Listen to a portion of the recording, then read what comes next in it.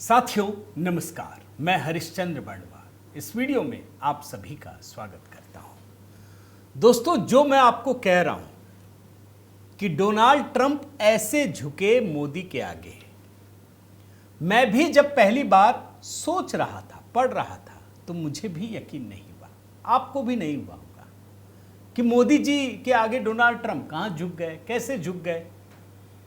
लेकिन खबर यही है, असली खबर यही है। अब मीडिया वाले कुछ भी दिखा दें, लेकिन जो कुछ अमेरिकी मीडिया में चल रहा है, और अमेरिकी मीडिया भी छोड़ दीजिए, उसकी भी जरूरत नहीं है, जो कुछ डोनाल्ड ट्रंप प्रशासन से जुड़े हुए लोग कह रहे हैं, उससे आपको पता चलेगा कि कैसे डोनाल्ड ट्रंप मोदी के आगे झुक गए हैं, कैसे अकड़ निकल रही है, कैसे घिघिया रहे हैं। और आपको आंकड़ों में दिखेगा दोस्तों, अमेरिका की बड़ी बड़ी कंपनियों का क्या हाल है। एक कंपनी का तो हाल ऐसा है कि एक ही दिन में सब पलट गया। एक दिन में सिर्फ भारतीयों के खिलाफ कहा किया, और अगले दिन 1.25 लाख करोड़ रुपए का नुकसान हो गया। एक कंपनी की बात कह रहा हूं। मतलब भारतीयों को छेड़ना कितना भारी पड़ा है। आपने कहीं देखा हो तो बता दीजिएगा। अभी तक तो मैंने आपको बताया नहीं, अभी दिखाऊंगा मैं आपको कि भारतीयों को छेड़ने के बाद एक दिन में 1.25 लाख करोड़ रुपए का नुकसान सिर्फ एक अमेरिकी कंपनी को। तो मीडिया वाले ये देख ही नहीं पा रहे हैं। और डोनाल्ड ट्रंप के खिलाफ, डोनाल्ड ट्रंप के कहने के बाद इतना बड़ा हमला, सबसे बड़ा हमला, यह भी एक कहानी है। पूरी वैश्विक राजनीति घूम गई है दोस्तों। जो डोनाल्ड ट्रंप सोच रहे थे कि मोदी को अलग थलग कर देंगे, आज की स्थिति यह है कि वो खुद अलग थलग पड़ गए हैं। तो आज की कहानी में बहुत कुछ है दोस्तों। आज के वीडियो में आपको कई एंगल से बहुत सारी चीजें दिखाने जा रहा हूं। मैं निवेदन करता हूं कि आप जरूर कमेंट करके बताइएगा दोस्तों कि आपको कैसा लगा, और आप ये भी बताइएगा कि ये जो चीज़ें चल रही है ना, उसमें आप क्या सोचते हैं। साथ ही दोस्तों, एचबी मेलोडी, जहाँ नया गीत हमने तैयार किया है दोस्तों नारी शक्ति को लेकर के, अगर आपने नहीं देखा है तो प्लीज़ देखिए। बदल गई तस्वीर, बदल गई तकदीर। तो प्रधानमंत्री मोदी की राह में आगे बढ़कर ये देश किस तरीके से महिला सशक्तिकरण को एक नई दिशा दे रहा है, इस गीत में हमने तैयार किया है दोस्तों। बताइएगा कैसा लगा। आपके स्नेह और आशीर्वाद की यहाँ पर भी बहुत ज़रूरत है दोस्तों। बताइएगा, वहाँ भी कमेंट कीजिएगा। आपको वहाँ तो व्यक्तिगत रूप से जवाब देता ही हूँ। आइए शुरू करते हैं। अब मोदी के आगे कैसे झुके डोनाल्ड ट्रंप, ये समझने के लिए आपको पहले एक तस्वीर दिखाता हूँ दोस्तों। बड़े गौर से देखिए इस तस्वीर को।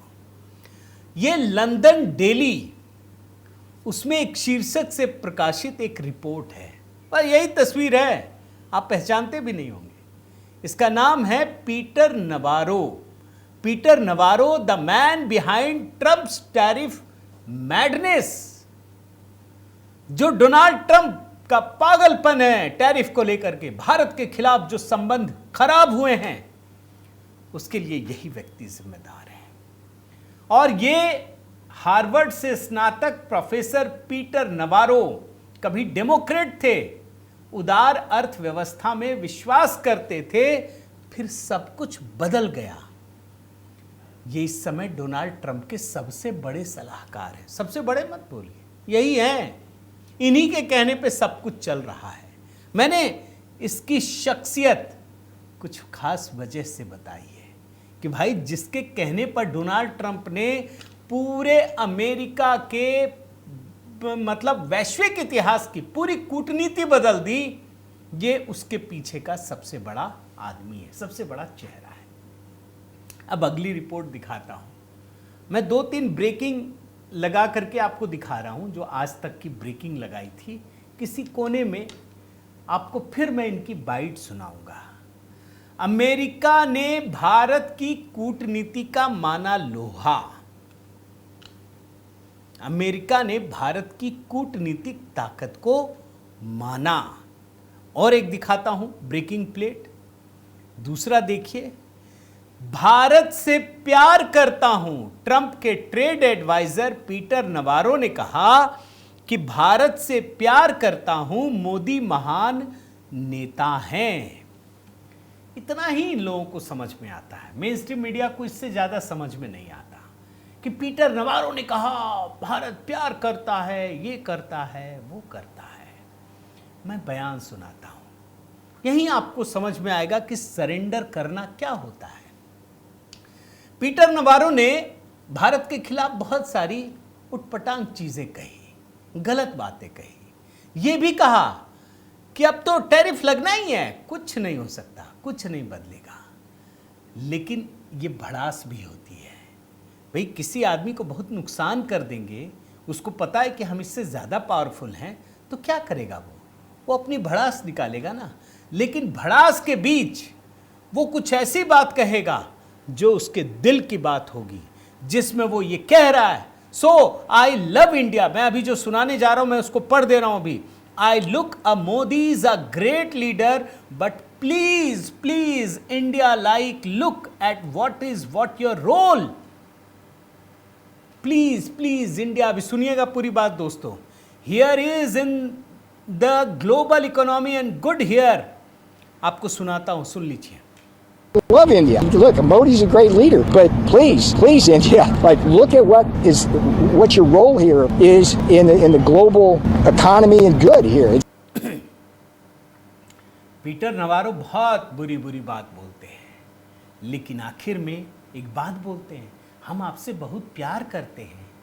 गाना है ना, हमें तुमसे प्यार कितना ये हम नहीं जानते।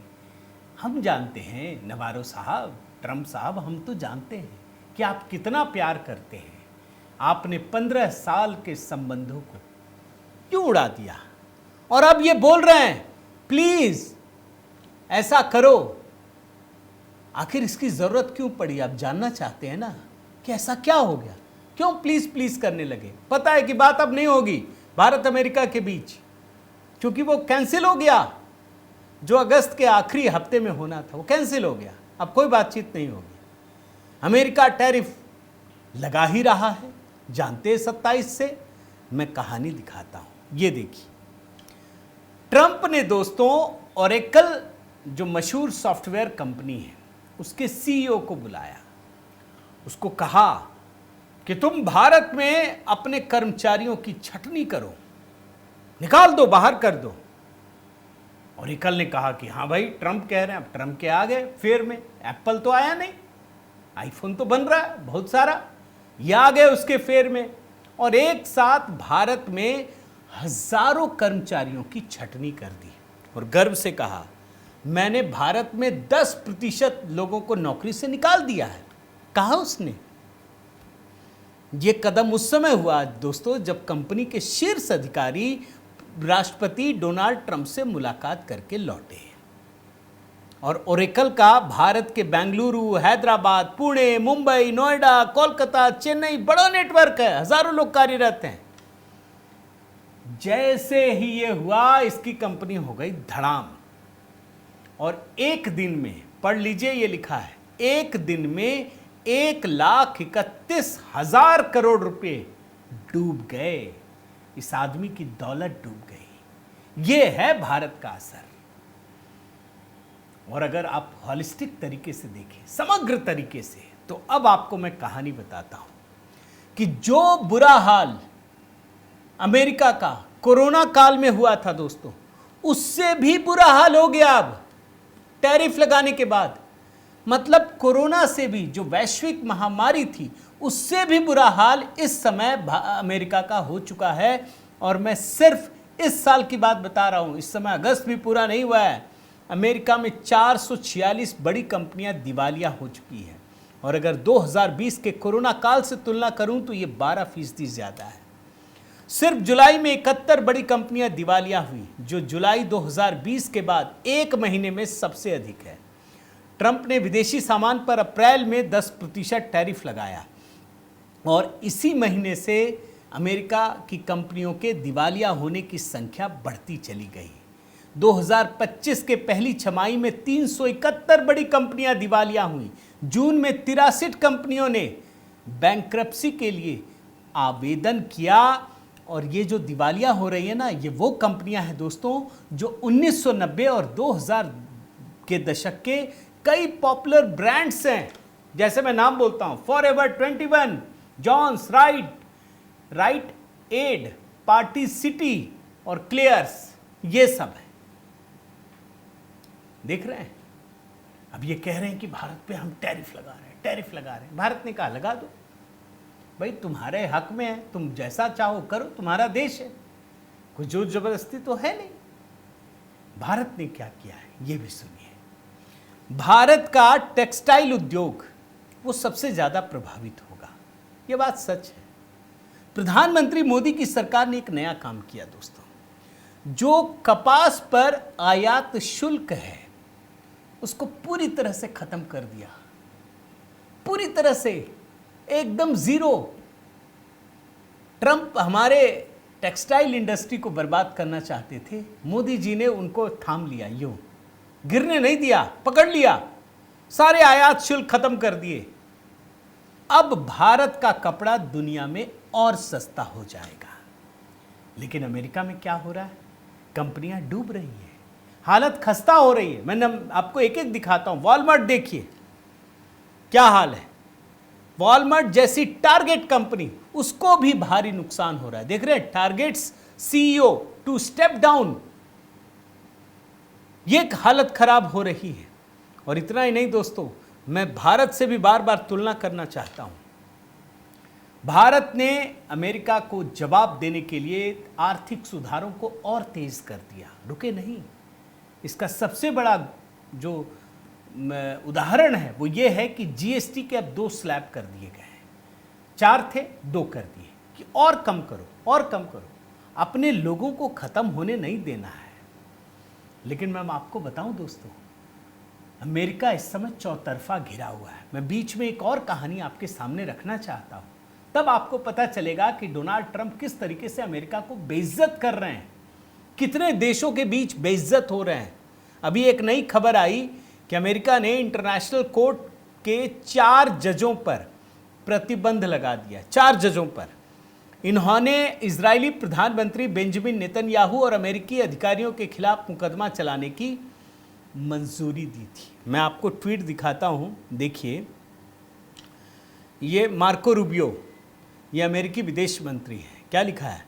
The International Criminal Court continues to disregard national sovereignty and facilitate lawfare through efforts to investigate, arrest, detain and prosecute American and Israeli nationals. In response I am sanctioning 4 additional ICC officials. We will continue to hold accountable those responsible for the ICC's morally bankrupt and legally baseless actions. America और Israel, इसके खिलाफ जिन लोगों ने पास किया उसको ban कर दिया। तो भाई एक बात सोचिए दोस्तों, खुद सोचिए आप कि क्या पुतिन पर जिसने ये सब कुछ किया वो सही है और आप पर किया गया तो वो गलत हो गया? और कौन से 4 जज हैं, नाम सुनिए तब आपको समझ में आएगा दोस्तों। फ्रांस के न्यायाधीश निकोलस यान गुइलो, फिजी के उप अभियोजक नजहत शमीम खान, सेनेगल के मामे मांडियाए। इन लोगों ने इजरायली पीएम नेतन्याहू और उनके रक्षा मंत्री पर पिछले साल गिरफ्तारी का वारंट जारी किया था, हस्ताक्षर किया था। एक हैं कनाडा के न्यायाधीश किम्बरली प्रोस्ट, उन्होंने आईसीसी को अफगानिस्तान में अमेरिकी कर्मियों की जांच करने की अनुमति दी थी। और इसीलिए जाहिर तौर पर अमेरिका को बुरा लगा कि आपने हमारे नागरिकों को निशाना बनाया, हम अमेरिकन हैं, हम पे लगा दोगे, और उसने प्रतिबंध लगा दिया। लेकिन सच बात यह है दोस्तों कि पूरी दुनिया के लोग, आईसीसी, यूएन, सब भड़क गए हैं दुनिया भर में। एक तो वैसे ही डोनाल्ड ट्रंप अलग थलग पड़ रहे हैं और अलग थलग पड़ गए हैं। मैं आपको दिखाता हूं संयुक्त राष्ट्र संघ का, आप देखिए। संयुक्त राष्ट्र मानवाधिकार उच्चायुक्त वोल्टर टुर्क ने अमेरिकी प्रशासन के इस कदम की बड़ी आलोचना की है, कड़ी आलोचना। ये स्थिति है दोस्तों। और मैं उन देशों की भी बात बताता हूं। फ्रांस तो बड़ा अच्छा दोस्त है ना, बेल्जियम, ये वो तमाम, मैं 2 कमेंट ले रहा हूं यूरोप के, तब आपको समझ में आएगा कि यह मामला किस कदर बिगड़ गया है। यूके में फ्रांसीसी दूतावास, मैं कोट अनकोट में पढ़ता हूं, फ्रांस संयुक्त राज्य अमेरिका से 6 फरवरी 2025 के राष्ट्रपति के कार्यकारी आदेश के आधार पर अपनाए गए सभी प्रतिबंधों को वापस लेने का आह्वान करता है, जो न्यायिक प्रणाली की स्वतंत्रता के सिद्धांत के विपरीत है। ये फ्रांस ने कहा। बेल्जियम के उप प्रधानमंत्री और विदेश मंत्री भी हैं वहां के, मैक्सिम प्रीवोट, क्या लिखा है? बेल्जियम एक बार फिर अंतर्राष्ट्रीय आपराधिक न्यायालय के न्यायाधीशों और उप अभियोजकों के खिलाफ संयुक्त राज्य अमेरिका द्वारा लगाए गए नए प्रतिबंधों पर गहरा खेद व्यक्त करता है। पिछले प्रतिबंधों की तरह बेल्जियम आईसीसी इसकी स्वतंत्रता और इसके कर्मचारियों के लिए अपने अटूट समर्थन की पुष्टि करता है। आईसीसी क्या है दोस्तों? International Criminal court. 1998 में 160 देशों ने इटली की राजधानी रोम में संयुक्त राष्ट्र के तत्वाधान में ही, लेकिन उससे अलग एक संधि की और ये कहा कि जो भी मानवता के खिलाफ अपराध होंगे उसमें आईसीसी से ही काम होगा। और इसका जो मुख्यालय है वो नीदरलैंड के हेग में है। इसमें ब्रिटेन, यूरोपीय देशों सहित 120 से अधिक देश इसके सदस्य हैं। अब आप कहेंगे कि ये तो कानूनी मामला है, लेकिन मैं आपको बताता हूं दोस्तों, ये कानूनी मामला नहीं है। ये डोनाल्ड ट्रंप के खिलाफ सारी चीजें चल रही हैं, क्योंकि डोनाल्ड ट्रंप जैसे ही सत्ता में आए उन्होंने कई सारे ऐलान किए, कई सारे साइन करने शुरू किए, हम सबसे अलग होंगे, अलग होंगे, अलग होंगे। अब क्या क्या चीज से, जैसे वर्ल्ड हेल्थ ऑर्गेनाइजेशन बाहर हो गए, यूएनएचआरसी ह्यूमन राइट कमीशन अलग हो गए, यूएनआरडब्ल्यूए अलग हो गए, पेरिस क्लाइमेट एग्रीमेंट सबसे अलग हो गए, और अब जाकर इंटरनेशनल क्रिमिनल कोर्ट। आप समझ रहे हैं ना वैश्विक राजनीति किस तरीके से मुड़ रही है। और इन्हीं परिस्थितियों में दोस्तों याद कीजिए कि टैरिफ को लेकर जो मैंने शुरुआती कहानी आज बताई, जब ये परेशान हो गए तब ये कह रहे हैं कि भाई हमारे साथ तो यूरोप के देश भी नहीं आ रहे हैं, हमारे खिलाफ सारे देश बोल रहे हैं, कनाडा बोल रहा है, और अब भारत का मामला। और तभी जाकर पीटर नवारो, जिसकी कहानी मैंने बताई दोस्तों, उसको गुस्सा आ रहा है। वो बोल रहा है कि भाई भारत चीन और रूस के करीब जा रहा है, ये अच्छी बात नहीं है, उससे दूर हो जाओ।